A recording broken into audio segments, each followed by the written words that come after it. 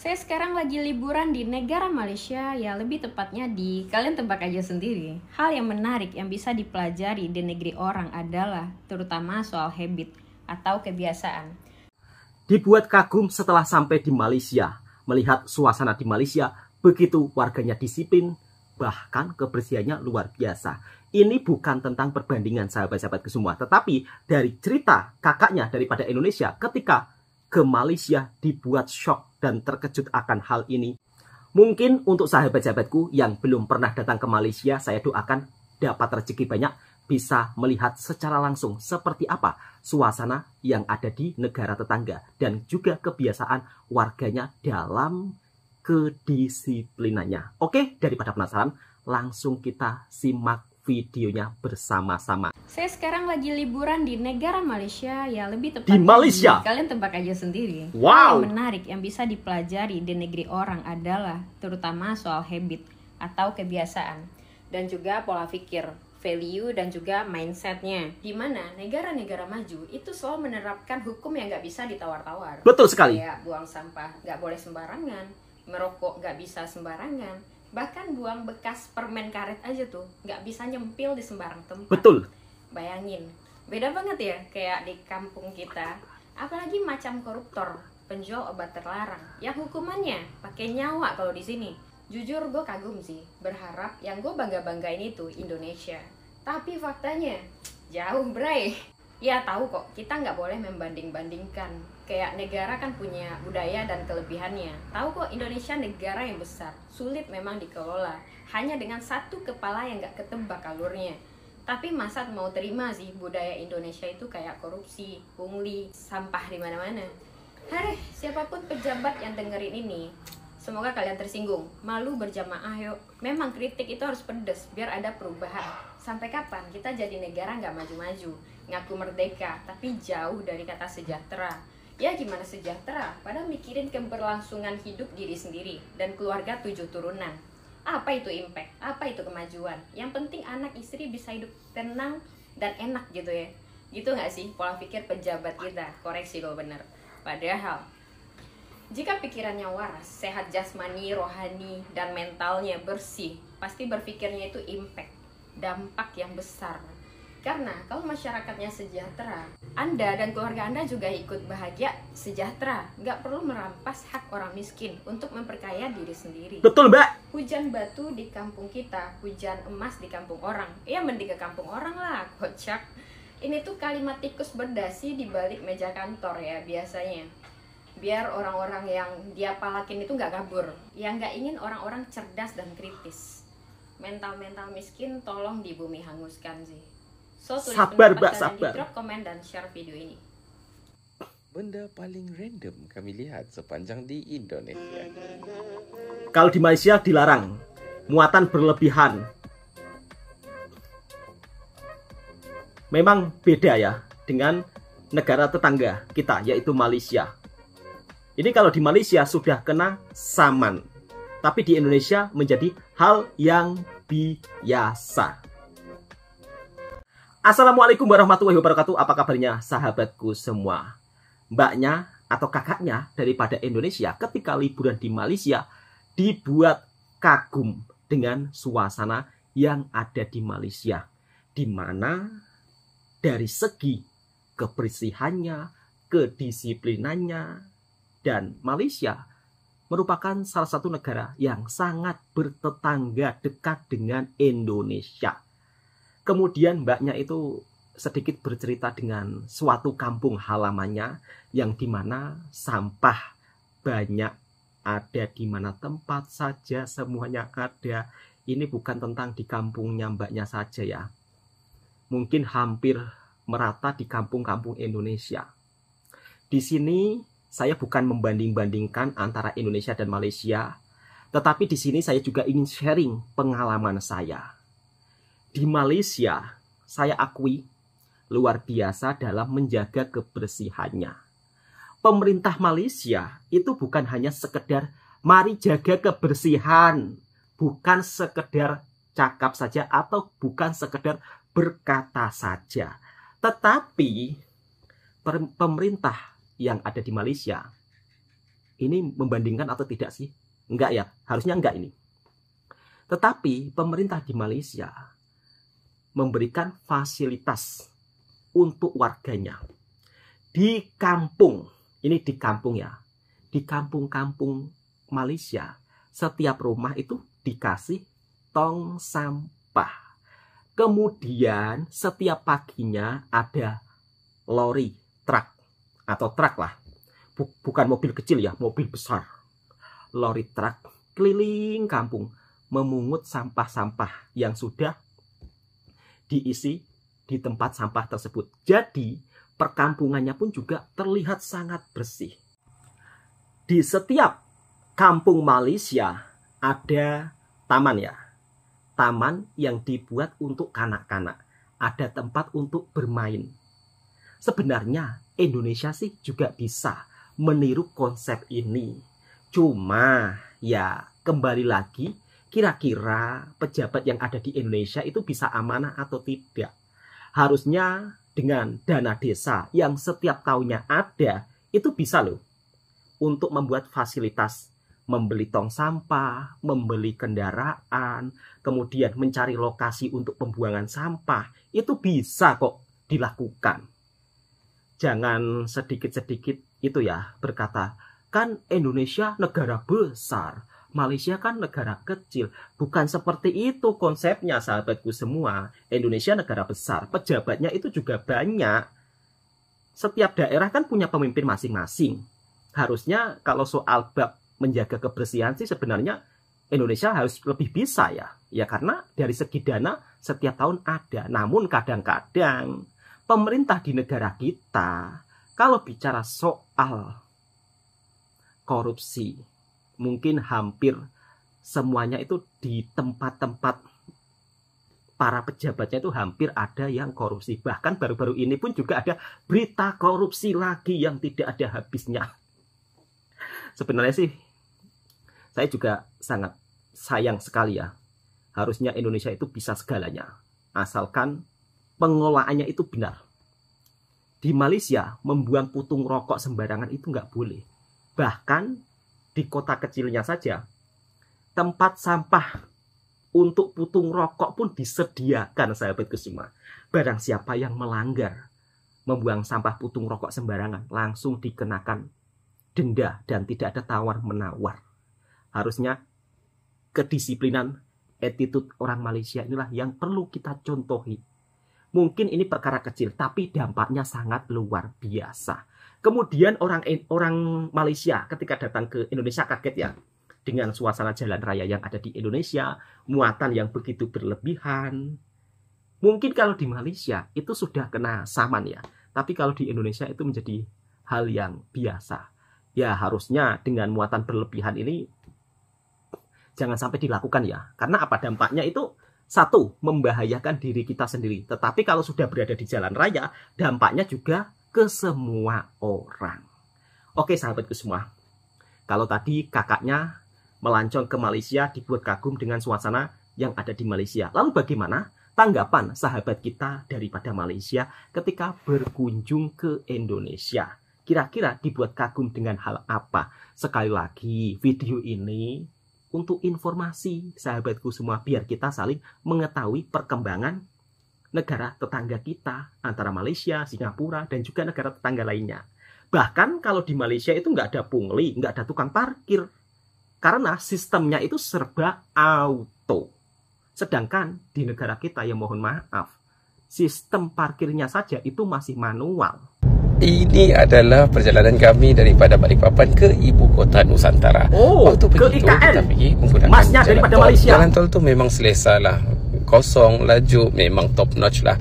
Tapi jalan tol tu hanya boleh sampai ke separuh jalan. Kita keluar di Semboja, and then barulah menggunakan jalan yang normal lah, jalan yang one way, one lane ke ibu kota Nusantara. Cuma jalan ni memang penuh dengan lori-lori.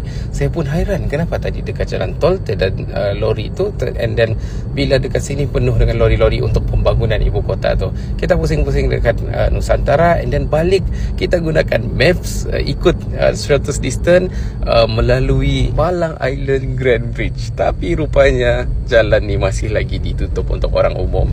Jadi kita terpaksa patah balik 100 km semula menggunakan jalan yang sama. Macam saya cakap hari tu, nasib baiklah boleh makan dekat tepi-tepi jalan ni, and then gunakan jalan yang sama kembali balik makan ke nasi padang Masnya. Balikpapan. Cuma kali ni sebab tadi saya heran kenapa dekat jalan tol tidak banyak lori, mungkin mereka menggunakan jalan biasa. Ternyata betul di jalan biasa ni jalan dia cukup luas, cukup selesa, hanya lebih sedikit masa daripada menggunakan tol, tapi lagi best experience dia sebab ada boleh singgah masjid dan sebagainya. So macam gitulah guys, walaupun nak tengok maps, jangan lupa tanya penduduk setempat, tengok betul, mana jalan yang betul-betul sudah buka, mana yang masih lagi ditutup. Reaction orang Malaysia melawat ke Ibu Kota Nusantara IKN Indonesia Part 3. Let's go. Okay, so sebenarnya sebelum pergi tu ada tempat yang menjual craft tangan semua dekat sini. Kami tadi excited betul nak sempat singgah. Waktu balik ni baru sempat singgah. Lepas tu selepas selesai tour yang official tu, kami just buat muka kesian, minta dengan petugas di sana bawa kereta sendiri masuk ke dalam. Okay, so kita sudah sampai ke IKN.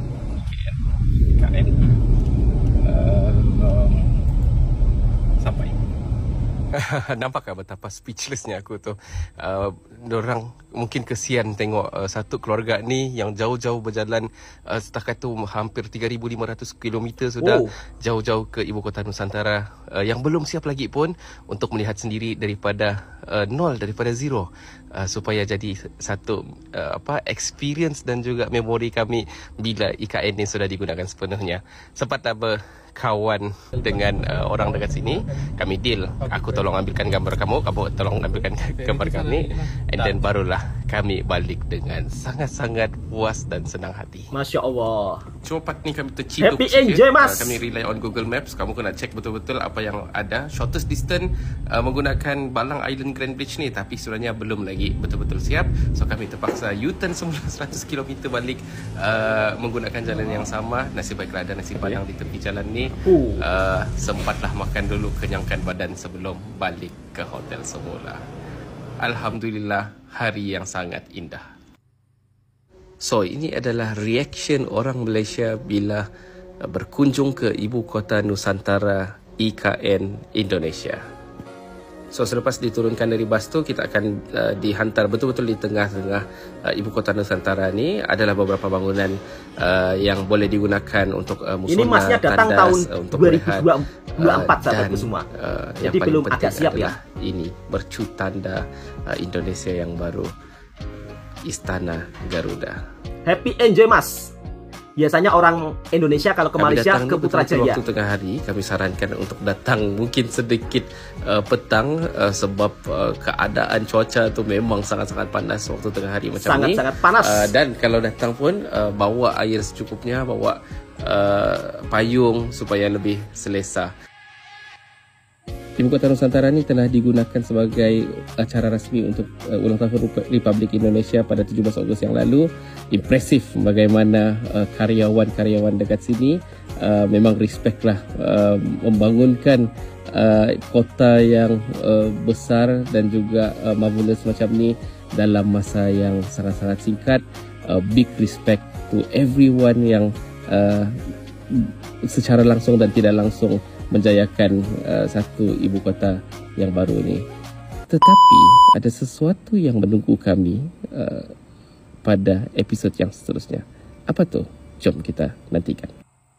Ada kalanya kalau kita travel, kita plan semua destinasi yang kita mau pergi betul-betul. Ada kalanya pula kita perlu free, kita explore, kita tunggu. Betul sekali mas. Nanti kita di depan sana. Dan ini adalah cerita bagaimana kami terkejut dengan penemuan kami di Jakarta. Jadi pada hari Jumaat yang lalu, terkejut apa mas? Untuk pergi ke Pantai Indah Kapuk, Pantai Indah Kapuk, Jakarta. Menajak jumpa masjid, singgahlah solat. Tapi rupanya masjid yang kami jumpa ni betul-betul rare, betul-betul mantap. Masjid ini dibuat betul-betul di tengah hutan paya bakau. Dan lebih unik lagi, saya saja belum sampai ke sana loh mas. Diperbuat daripada kayu Merbau. Ya betul, masjid yang dibina pada tahun 2010 ni menggunakan 100% kayu sebagai bahan binaannya. Kayu pun bukan sembarang kayu, ini kayu merbau dari Papua. Jadi bila sembahyang di dalam tu memang terasa nyaman, memang terasa sakral. Walaupun kapasiti masjid pada sembahyang Jumaat tu lebih daripada 1,200 orang. Malah kalau kamu amati reka bentuk atapnya pun, itu adalah ciri khas daripada Kalimantan. Ish, rasa teruja betul bila nampak masjid yang sustainable,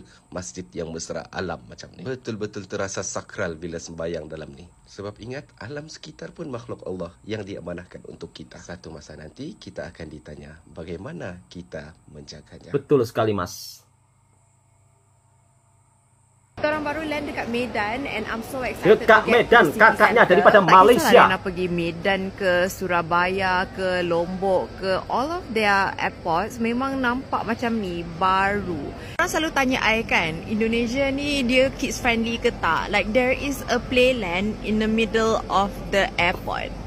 Sekarang kita orang tengah berjalan supaya kita orang boleh take a train untuk pergi kota Medan. Pergi kota Ada Medan. dua benda yang korang kena tahu. Number one, train ni bukan setiap jam ada. So korang kena check train schedule. Dan harga tiket berbeza berdasarkan time yang korang naik. Kita orang dah sampai our seats. Memang tempat duduk dia semua selesa, cantik dan you akan dapat nombor seat sekali. Tapi korang kena simpan boarding pass ni sebab korang perlukan untuk keluar nanti. Kalau Rena naik train, one of my favourite things to do is tengok pemandangan. Suasana di memang Medan. akan nampak lah perbezaan dia punya kawasan desa dan slowly dia akan jadi more and more developed. Betul sekali, Kak. Sampailah you tiba city centre and honestly perbezaan tu sangatlah ketara.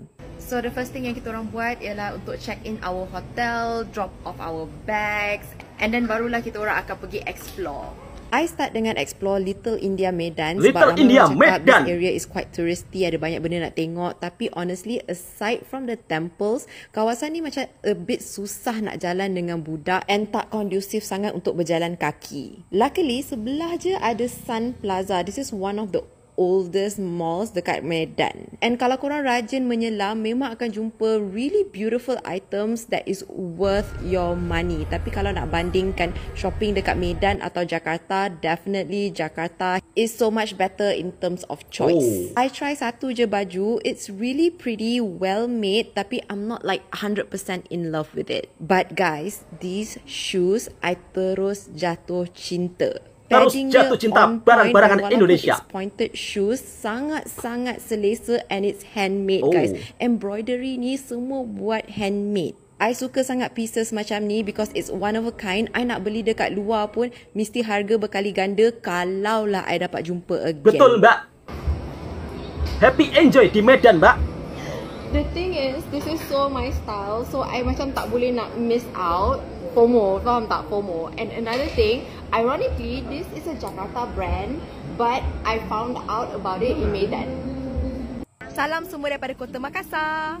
Pulau Makassar terletak di belakang Pulau Borneo. Setelah ke Medan, setelah ke Medan? This is their city center. Setelah dari Medan ke Makassar. Sama dia dengan Jakarta, kat sini tak kakaknya ada daripada Malaysia. And honestly nampaklah usaha kerajaan untuk membangunkan Kota Makassar sebagai satu kota pelabuhan. Makassar juga mempunyai culture, aesthetics dan juga architecture yang sangat tersendiri. Majoriti orang Makassar adalah orang Islam, tapi seperti kepulauan Indonesia yang lain, mereka sangat open kepada orang luar untuk experience their sangat religion. open. Rena baru dapat tahu, Kota Makassar telah diundi sebagai antara kota paling terbahagia di dunia dan satu-satunya kota that made the list dari Indonesia.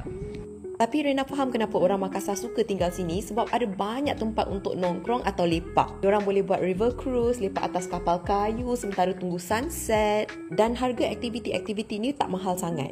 And surprisingly, city centre dia is quite a walkable city. So walaupun diorang tak ada kemudahan lain seperti train, getting around the city is still quite easy. Tapi jujur cakap orang Makassar ni lain daripada yang lain. Diorang sebenarnya jauh lebih laid back daripada orang di Jakarta. Dan take note, cara mereka bercakap lebih boisterous and loud. Tak bermaksud diorang marah dengan you, tapi diorang memang cakap kuat sikit. So kalau you jenis yang sempoi, logatnya seperti itu. I rasa Sahabatku Makassar semua. is such an interesting place for you to discover.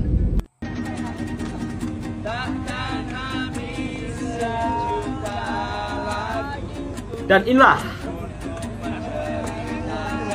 ketika orang Malaysia melancong di Indonesia.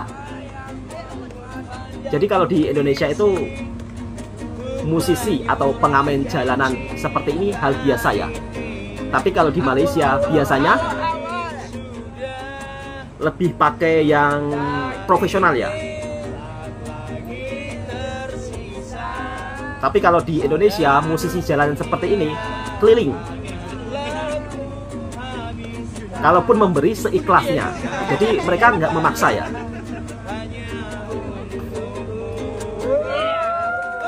Happy enjoy mas-masnya daripada Malaysia. Dihibur oleh pengamen jalanan.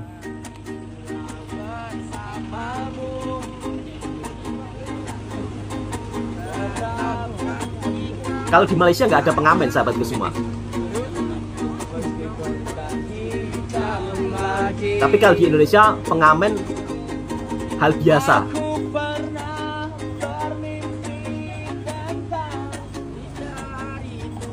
Bersamamu tetap janji. So, rokok tak boleh upload gitu. Kalau request lagu pun juga boleh.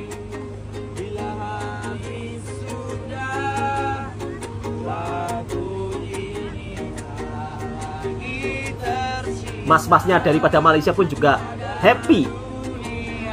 Terima kasih mas, sudah sudi berkunjung ke Indonesia. Semoga happy, enjoy semuanya. Selamat sampai tujuan dan pulang dengan penuh kebahagiaan. Nasi kerabu paling famous. Nasi kerabu. KL. Sekarang orang Indonesia. Moknap. Coba ya. Mari kita coba. Ada tak di Indonesia? Nggak ada. Nggak ada. Jajan ini nama dia kuih Melayu. Seri muka. Supaya muka kau berseri-seri. Nak order nasi kerabu separuh, lepas tu ayam bakar. Nasi kerabu, ayam bakar, tentunya enak banget. Caranya gaul-gaul macam Oh, itu terlampau sopan. Pakai kerupuk, Itu terlampau sopan. Nasi kerabu tak boleh sopan-sopan. digaul. Enak banget. Sedap doh. tak mampu. Kamu tahu nggak sedap nak gimana mampus. caranya yang betul makan nasi kerabu? Gaul-gaul. Kerupuk juga? Campur. Iya. Serius? Iya mbak. Iya mas. Dahulu. Bismillah. Bagaimana rasa nasi kerabu Malaysia? Pedas. Enak nggak? Enak. Nah, itulah sahabat-sahabatku semua, berbagai reaksi sahabat kita daripada Malaysia ketika berkunjung ke Indonesia. Dari mulai berkunjung ke ibu kota Nusantara. Biasanya kalau orang Indonesia, kalau ke Malaysia, berkunjung ke Putrajaya. Kali ini sahabat kita daripada Malaysia, ketika jalan-jalan ke Indonesia, berkunjung ke ibu kota Nusantara, ke Jakarta. Kalau saat ini ibu kota Nusantara itu belum siap sepenuhnya, doakan mudah-mudahan siap, dan tentunya warga Indonesia, warga Malaysia bisa saling berkunjung, bisa saling berwisata ke Malaysia dan juga ke Indonesia. Orang Indonesia kalau ke Malaysia biasanya mereka juga akan mencari hidangan makanan yang sangat viral di Malaysia. Di antaranya seperti nasi kerabu, nasi lemak. Nasi kerabu ini merupakan salah satu makanan khas tradisional daripada Malaysia yang berasal dari negeri Terengganu. Tapi di Kelantan juga ada nasi kerabu ya. Cuma dua negeri, Kelantan dan Terengganu ini, kalau soal makanan ini hampir sama. Ada nasi dagang, juga ada nasi kerabu, sama-sama punya. Yang benar itu daripada mana sahabatku semua? Kelantan atau Terengganu, nasi kerabunya.